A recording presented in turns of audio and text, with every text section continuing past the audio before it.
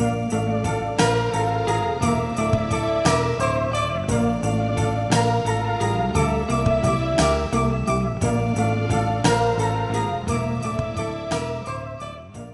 Mad Nerds. How you doing? Hi, how's it going? And my hair's a mess, so I'm just going to take it out and at least look half decent for the video. Those who don't actually watch the video but listen to the podcast will not have to subject themselves to the site. But No. Count yourself lucky that you don't see my horrible hair.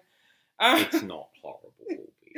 Also, for those on the video, I've got Turtle in my lap, our cat. Mm-hmm. And if you hear dingles or like bells on the audio, that's Turtle. Yeah.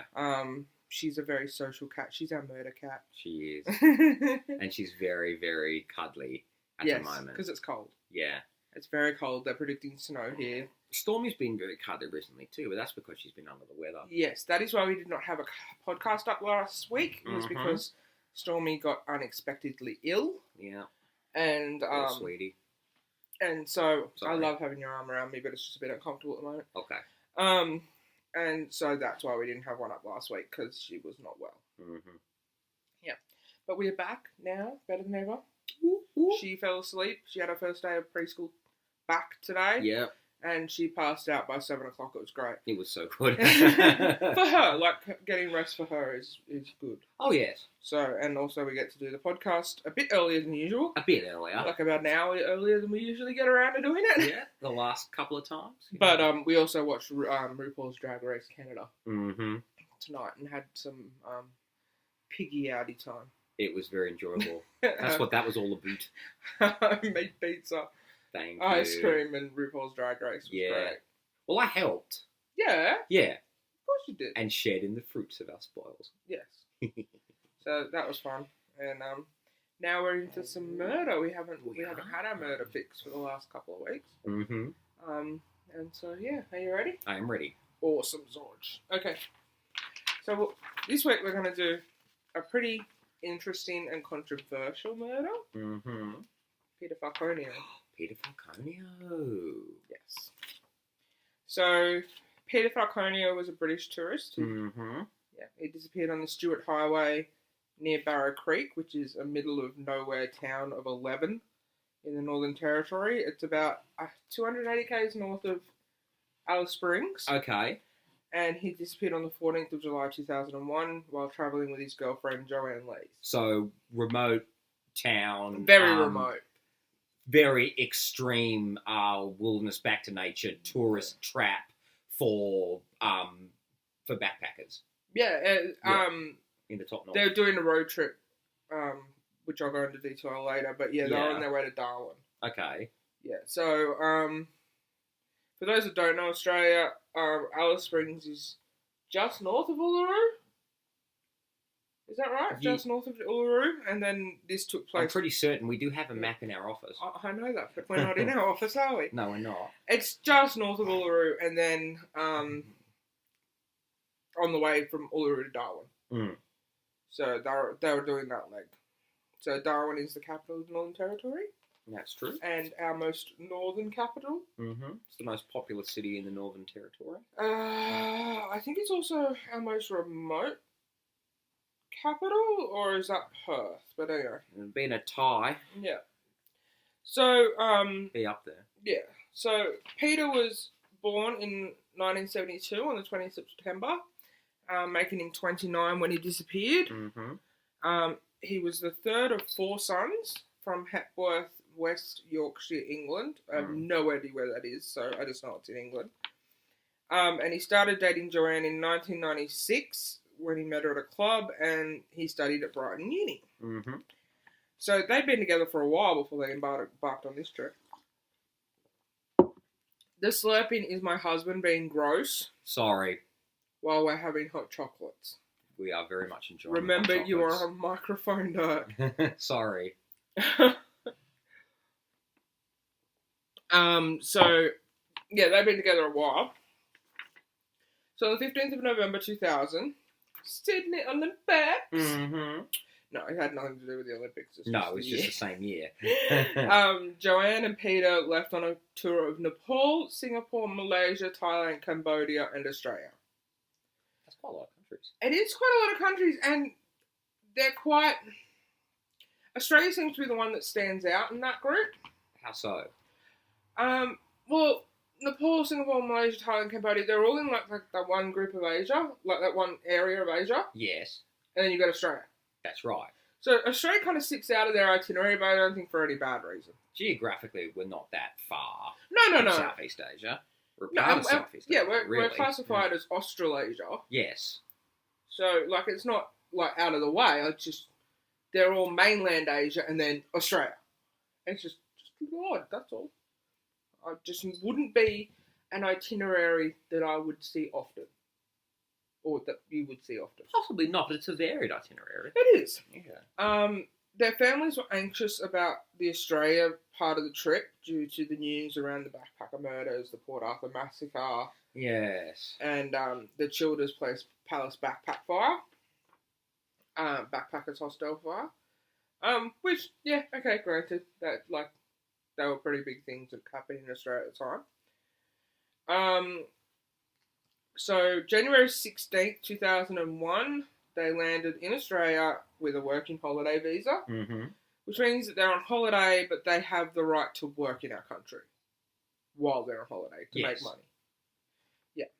And then on the 25th of June, so 6 months later, they left on a road trip they planned from Sydney to Canberra, Melbourne, Adelaide, Darwin, Brisbane. So they're going from Sydney to Canberra, down to Melbourne, across to Adelaide, up the Stuart Highway to Darwin, and then over to Brisbane. Which is one of the trips I want to do, actually. That's quite a long road trip. It's a huge road trip. I'd love to do it as well. I'd like to do it, but not at the moment. Yeah. COVID has basically locked down Victoria, so there is Buckley's chance of getting to Melbourne anytime soon. Unless, like, you live in Melbourne or you have family in Melbourne and then you've got to quarantine for 2 weeks. I think out of your own pocket, too. Out of your own pocket? I think so. Oh, okay. Well, there you go. They've changed the rules then. I don't know. Don't quote me, but I think so. They were travelling in an orange combi van, as you do. As you do. Combi van. That's a trademark. Combi vans are awesome. Like, you got to road trips. Well, you go to Byron and there's pretty much every second car's a bloody combi van. Now I want to go to Byron, Syl. I've been to Byron. It's great. I know. I have too. About 7 p.m. on the 14th of July, Peter and Joanne stopped at a roadhouse at Barrow Creek. So Barrow Creek, as I said before, middle of nowhere. 11 people are registered as living Resident there. population. There's a roadhouse and I think a pub, and that's about it. Well, you know, even the smallest places, towns in Australia, they tend to have a pub. Oh, especially out there. That's part of the culture. And there's a lot of small towns like that in all states and territories in Australia. Oh, yeah. But especially out, like, in desert. Yes. Oh, and for one thing we forgot to say, this is in the desert. This is part of the desert. The outback area. Our outback. They stopped at the roadhouse in Barrow Creek, got some fuel and left. It's always good to fill up a fuel whenever you stop out. Well, not even outback, but like when you're driving anyway, because like unless you're on the East Coast, it's pretty like few and far between. That's true. Yes. Yeah. So the East Coast, up and down the Pacific Highway, and even on the New England here, it's not too bad. But if I was traveling like any further west than here, I'd probably fill up like every time I stopped. Yeah. Yeah. Better be safe than sorry. Err on the side of caution. Yeah. So about 7:30, Peter was driving, and both he and Joanne became aware of a vehicle that followed them out of Barrow Creek. Well, they were aware of it, but yeah, you know what I mean. And they kept expecting to be overtaken, but instead the vehicle, a white Toyota 4B with a green canopy, pulled alongside them and gestured for them to pull over. When they did, the driver of the Toyota told Peter that he saw sparks coming from the exhaust of the combi. Which, okay, you're driving a combi, that's legitimate. Yeah, that'd be a worry. Yeah. Especially out there. Yeah. And honestly, a lot of times, a lot of people, and it's true, Aussies are very accommodating and nice, but there are the evil contingent, obviously, otherwise we wouldn't have a podcast. But generally, they're quite helpful, and you as a tourist would probably pull over and go, oh, okay, they're trying to help me out.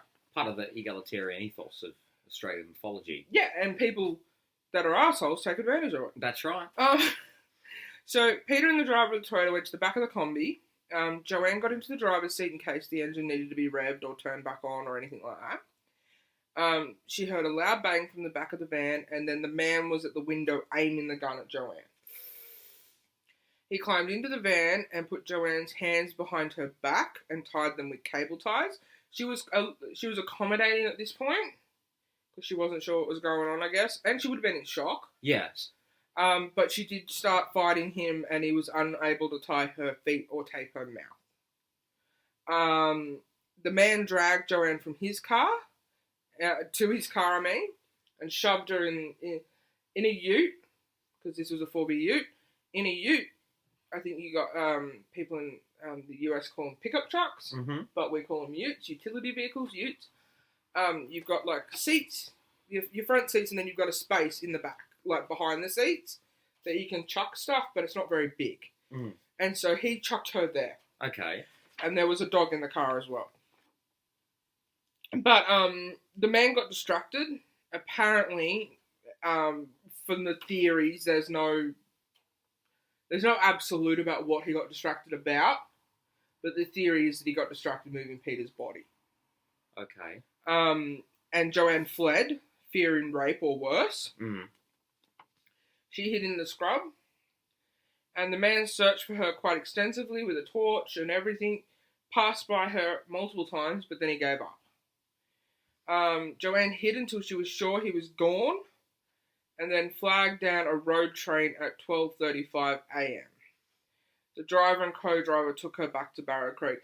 Now, something that I want to say about that is that would have taken her a lot of balls to flag down another car, or a truck in this case, because a road train is a really big truck. It's a truck with 2 or 3 or even 4 trailers behind it. They're transporting a lot of goods. Normally livestock too. Yeah. But it would have taken her, knowing that was probably a man behind the wheel, because women aren't massive in the truck driving industry, probably a man, that would have taken balls for her to flag down this road train. But desperate times and all that. Oh yeah, of course, desperate times, but I'm just saying, like, kudos. Yeah. Random segue, did your dad ever drive one of those when he was a truck driver? No, I don't believe so. You'll have to ask him. Okay. But I think he just drove semis. All right, I certainly will. I don't believe he had the license for train drive. Road train. Yes, my dad used to be a truck driver. So the cops at Alice Springs, so this is 280k away. Yeah. So that's about 2.5, 3 hours drive away. Well, cops, they get to go faster, but averagely. On average.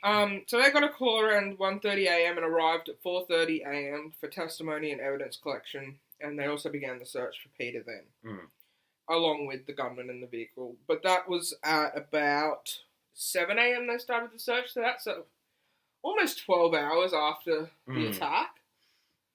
At the scene, they found a pool of blood covered in dirt, and the orange combi had been hidden about 80 metres into the scrub.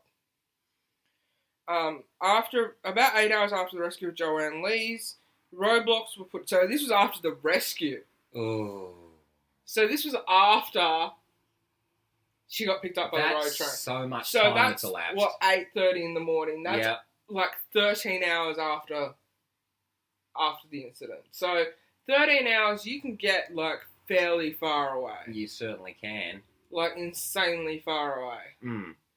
13 hours, like from here to Sydney is 6 to 8. Yes. Depending on how far you drive. 13 hours is from here to Canberra, I reckon. Yeah. Although I've never driven that, so don't quote me. Roughly, I reckon it'll be about 12 to 13 hours. You'd definitely be reaching, if not crossing you can't really now, but the Victorian border. You'd be crossing borders, and you'd have time to hide and stuff like that. Like, that's an insane amount of time. I don't know, considering the geography of where this is happening, 13 hours, because the Northern Territory is quite big. I don't know whether big, but it's not that big from Alice Springs to Barrow Creek, though. would you have crossed the border You could by have. then? Yeah. If you went east or west, you could have, because Northern Territory is more up and down. Mm-hmm. It's longer than it is wide. You could have, depending on the roads. I don't know what the roads are out there. Mm. Depending on the roads, you could have Gone You to could have- Western Australia. you could have or even Queensland. crossed the state line. I think between South Australia and Northern Territory by then. I reckon 12 hours you could have. Mm. But it depends. I've never driven in the Northern Territory. I'm just guesstimating Yeah. on maps and stuff of how far things are. But you'd have a fairly friggin' big lead. We know people who have visited. We know people from the Northern Territory. We've seen it on maps, etc., as you were just saying. But yeah, this is... We can't speak from personal experience because we haven't been up there. So. Yeah, one of my uni friends was from Darwin, and I ate drinker, which was weird because we were drinking beer. Yes. Ugh. And Northern I am- Territorians can put it away. I'm an Aussie that does not like beer. Just putting it out there. That means more for me. Yes, it means more spirits for me. But, okay, saying that, the cops, that is a big swat of territory that they're up against, though. Mm. But still, 8 hours after rescue? I know that, distance and stuff puts things, but seriously, maybe I understand it wouldn't have been up like that, as soon as she got rescued, because, things had to happen, but... Mm-hmm. Oh, insane. I wonder if they could have maybe cut some time off that. But yeah, they were put in place on the dozen roads out of the district. So, there was a dozen roads out of Barrow Creek area. Mm-hmm. 13-hour head start. Yep. Dude could have been really anywhere. But the gunman was likely long gone. Searches continued for many months, but little apart from Joanne's footprints were found, and even Aboriginal trackers couldn't find any evidence of either the attacker or Peter. So the only person they could put at that scene was Joanne Lees. At the time, the cops didn't realise the gravity of Peter's disappearance, because there was no body, belongings, or other evidence that corroborated Joanne's story. Unfortunately, there was nothing at that time. There does come more evidence, and we'll get into that later, but... Sorry about that, I just needed a sip.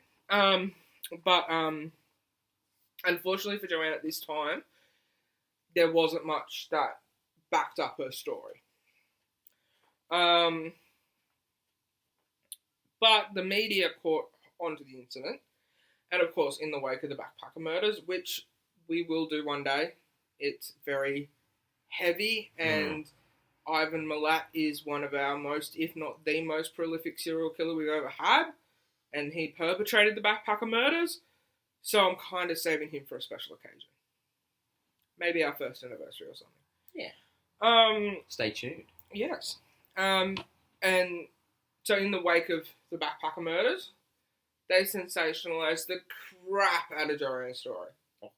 I remember. The crap. I do remember it as well.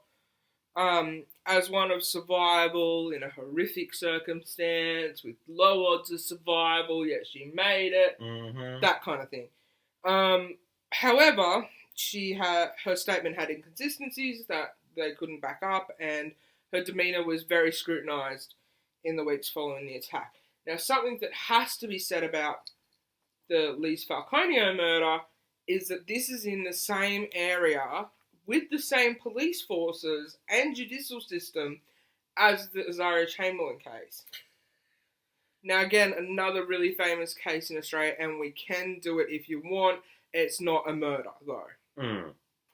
It is a dog attack. It is a wild dog attack, a dingo attack, and it was proven. That is why we haven't done it, and probably it wasn't on our list to do, but we are happy to go over it if you want.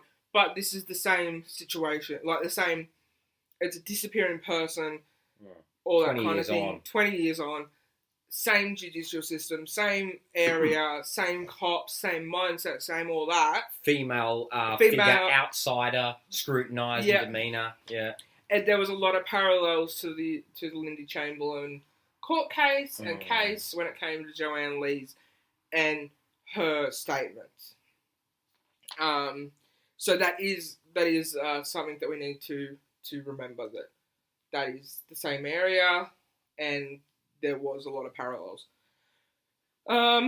So Joanne's evidence included a facial composite of the attacker, a description of the vehicle and the dog that was with the attacker.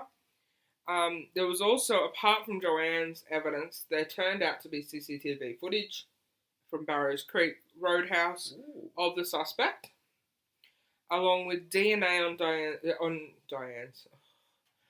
Joanne's shirt, the gear stick, and the cuffs that he put on her, the cable tie cuffs.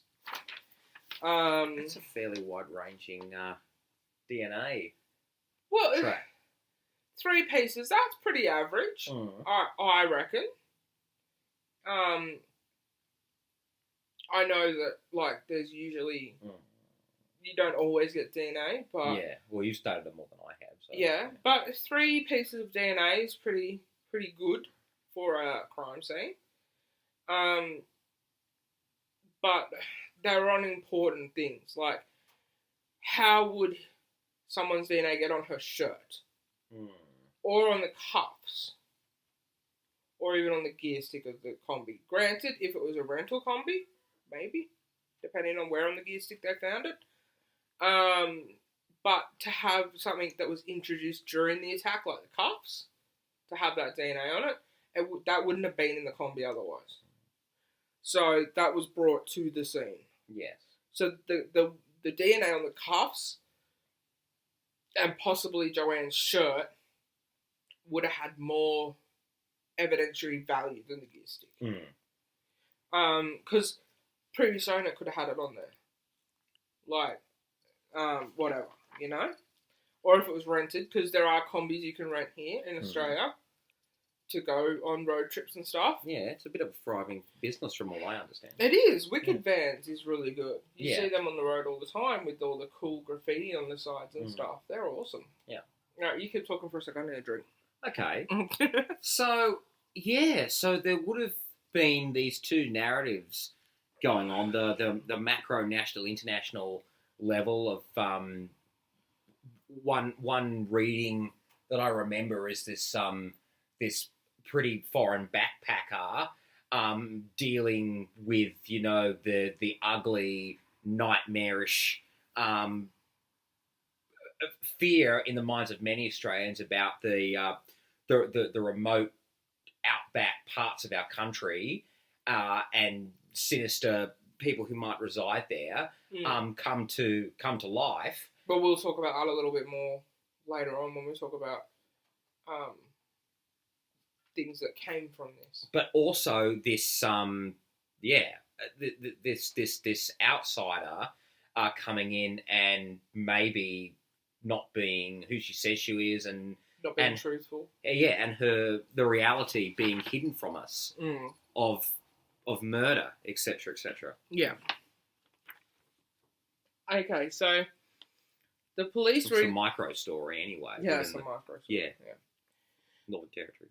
Police released the CCTV footage, but found no useful information came from it, so the cops focused on owners of 1991 to 1999 models of Toyota Land Cruisers. Now, 36 men were identified. Now, I don't know if that's just in the state or whether that's nationwide. It sounds a little low for nationwide. A lot of low for nationwide. So I don't think it would be. I think it would be more statewide. Yeah. And 36 men were identified. And as a result, Bradley John Murdoch was interviewed on the 1st of November 2001, but he was not linked to the case. And DNA was not taken. However, on the 17th of May 2002, so a year, 6 months later, a drug accomplice of Murdoch spilled the beans on information after he got arrested, on information about the case, and a DNA analysis of Murdoch's brother linked to the DNA found after the attack. Now, the DNA from Murdoch's brother was not exact match, it was a familial match. Familial. So Murdoch disappeared, but he was found on the 22nd of August, 2002, so another 4 months after that. He was arrested by the South Australian police on an unrelated kidnap and assault charge. Because that's not a red flag or anything. No, not at all. No, not at all. Just some dude. So, Murdoch was extradited to the Northern Territory, obviously, and a committal hearing began in April 2005, which is 2.5 years later. Wow, that's... It takes a while for trials to come to court. The trial proper began on the 17th of October 2005 in front of the Supreme Court of Northern Territory in Darwin. I think another part of the delay was that the court building was not ready for this. Wow. So it had to be renovated for almost $1 million to cope with the demands of the trial and the media attention and all that. Yeah. Murdoch ended up pleading not guilty to all charges. Honestly, not many people plead guilty from my research. Yeah. Like, they don't plead guilty that much. And if they do, it's normally with a plea agreement. So there's not even a guarantee that they are guilty. It's just that they've got a sweet deal and don't want to risk it. Yeah. But he pleaded not guilty. Lees identified Murdoch both in a photo lineup before he was arrested and in court. Expert trackers testified that they couldn't find any footprints other than Joanne's at the scene. Murdoch was found to have left Alice Springs at the time and in the direction that he would have been at Barrow Creek at the time of the attack.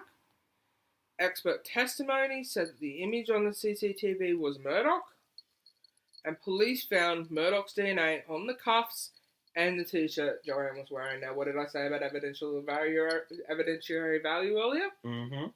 His DNA being on the cuffs, something that was introduced to the scene, is quite big. That is quite big. The t-shirt DNA was also said to be 150 quadrillion times more likely to belong to Murdoch than anyone else. There's not even that many people on the planet. No. Much smaller than that number is the world's population. That's a huge thing to say. Yes. In DNA worlds, that is a huge thing to say. Odds. And probably would not be said now. Normally your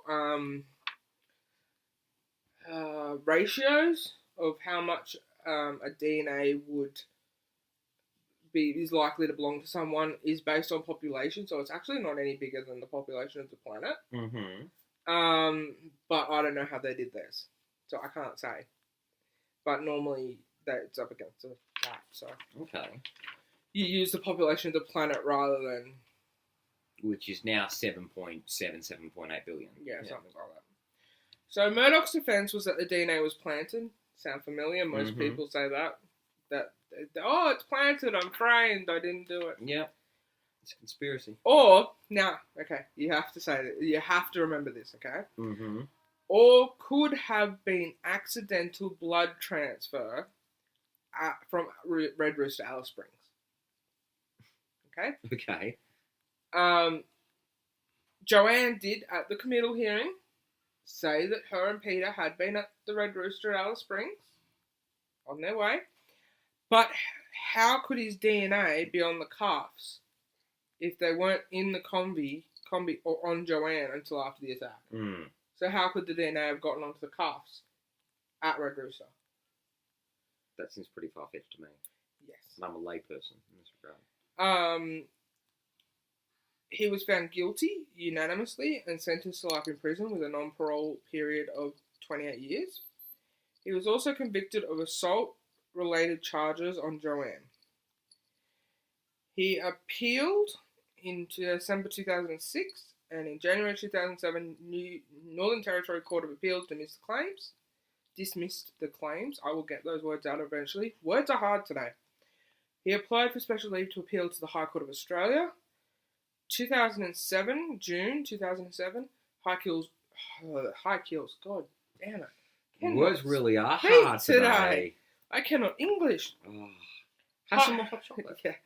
High Court refused special leave, This exhausted all of his appeals, but he still tried to appeal again in 2013, although it does not say the outcome of it. Okay.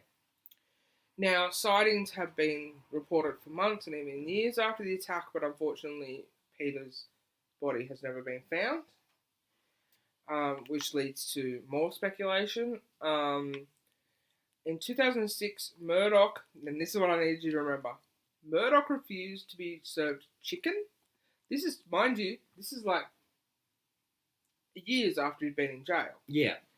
But in 2006, after his trial, he refused to be served chicken due to allergies and has a medical certificate to back it up.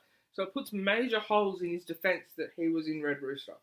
Because even though they serve things that aren't chicken related, it's a chicken place. Mm-hmm. If you were, I don't know, allergic to chicken, you wouldn't necessarily go to a place that is known for its chicken. You wouldn't go to Red Rooster or KFC. I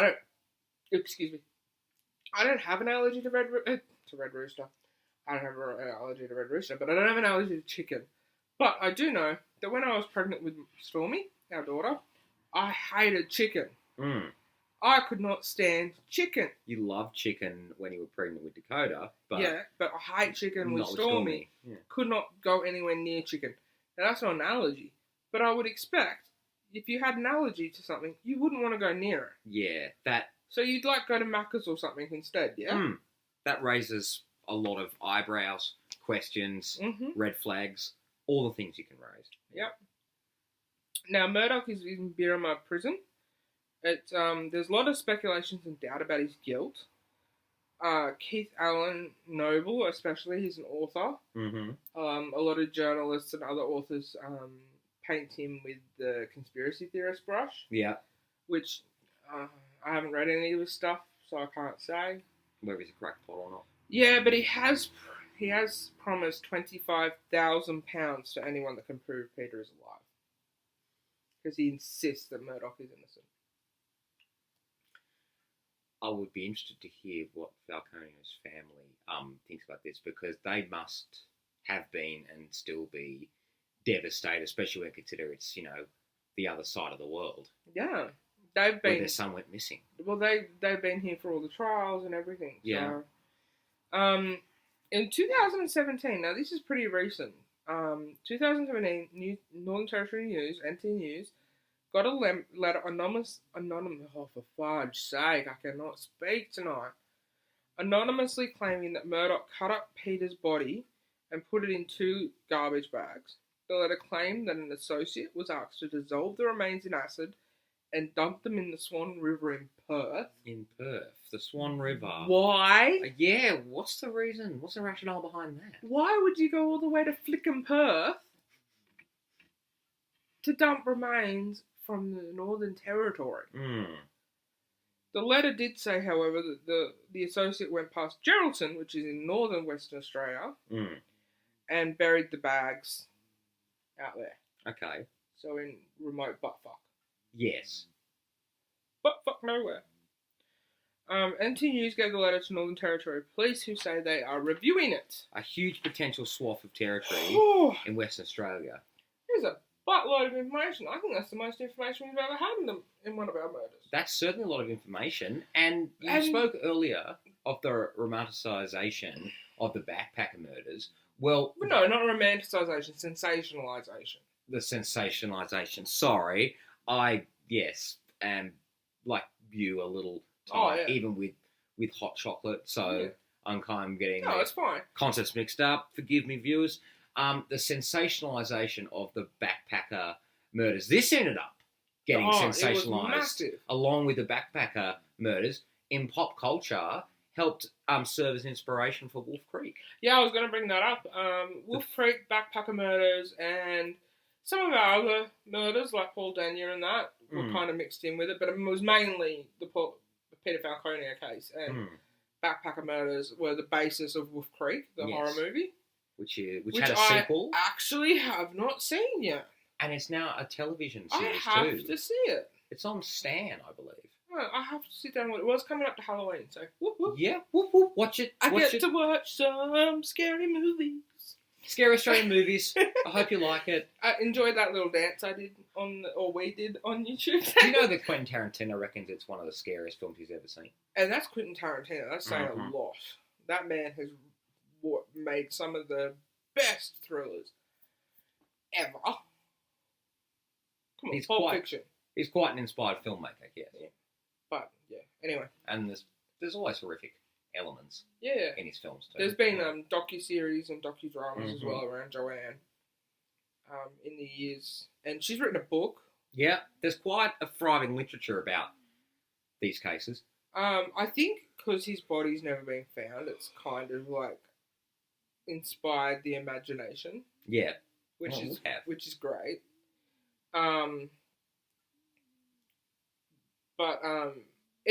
It's one of those, unlike the backpacker murders where there was no doubt Ivan Milat did that. There's still that doubt about Murdoch, and not for me. For me, that DNA says all. Yep. And that might be my science training or whatever, but you can't explain how that DNA got into the cuffs. I can't get past. That does sound scientifically logic. I'm happy to review that opinion at any time with any new evidence, but with the evidence that we have at the moment, I say he did it. I do see many parallels between Joanne Lees and Wendy Chamberlain. There are inconsistencies, sure, but she was terrified and scared and probably didn't remember things. And also, this is a great case on why eyewitnesses are not as good evidence as everyone thinks they are. You have 3 eyewitnesses, you have 3 different versions of events. This is why forensic science is so important. And I'm not saying that as someone who's studying it at the moment. It is impartial. It is what it is. And that is why I can't get past the DNA on the cuffs. Yeah, unlike the Rashomon effect of, multiple witnesses with different stories, different perspectives on the scene. Yeah, that's a really good analogy. Thank you. Just the cuffs being introduced to the scene and having that person's DNA, how else would that DNA be on those cuffs? Like, I cannot think of another way. Sure, okay, might have brushed past him at a shop, got it on a t-shirt. Doesn't say where on a t-shirt they got it, could be on the sleeve. You brush past someone who's wearing a singlet, you get skin cells on the shirt, there you go. The gear stick, if it was a rental, you could have DNA from previous renters. If it was sold to you, you could have DNA evidence from other people that had been driving in there. But those cuffs were introduced at the time of the crime. So that's why I hold that in quite a high regard. What do you reckon? I reckon that it would take a lot of chicanery and underhanded tactics to end up with a result like that wasn't achieved through the scenario that corroborates Joanne Lees' testimony. Yeah, I'm like you. I think that unless new evidence comes to light to challenge what's been what the facts of the case are that have been built up so far, I reckon that that Murdoch's a culprit too. I think what got him was the cuffs. I think if not for the cuffs, he could have talked his way out of it, maybe. But cuffs don't lie if you hold your faith, have faith in DNA. I just have faith in science. Science is my religion. Tis a good faith to have. Tis the Bible of relativity. Yes. It's all relativity. Yeah, and there's like the 12 apostles of Einstein and Newton and Tesla and Curry and Galileo. I'm sure I could come up with 12 people that I love to be my disciple, to be my apostles. Double that. triple that. But probably. yeah. But I'm a bit tired at the moment, so there's 5. I think that was 5. I think that was 5. 4 or 5. 4 or 5. There's a start. I'm not religious, but ironically, I do have. It sounds like a contradiction in terms, but I do have faith in science, like you. Yeah. Well, there's a difference between faith and faith. Mm. Yeah. Like you can have faith by believing in yourself, or someone could have faith by believing in God. Mm-hmm. And I don't rag on people that believe in God. That's a you thing, and me believing in science, that's a me thing. So That's right. I hope whatever you have faith in brings you joy. Just be cool to us, and we'll be cool to you. But I hope whatever you have faith in brings you joy and helps your life in whatever way you need help. So what? So that's all I've got at the moment. Do you have anything? What's Joanne? Did Joanne Lees move back to? Yeah, England? she went home. She went home. Yeah. As I said, there has been some docuseries and documentaries and stuff like that. Yeah. Stormy's waking up. Stormy is waking up At 11:15 at night. Okay. Stormy's waking up. Mind she has been asleep for 4 hours, so... Yeah. Do you think it might be time to end this? I think we'll have to end this, guys. I'm sorry, we were going to chat for a little bit longer, but not for much longer, so you're not missing out on much. Yep. But Stormy's awake, so we got to go. We'll see you next week. See you next week. Bye. Bye.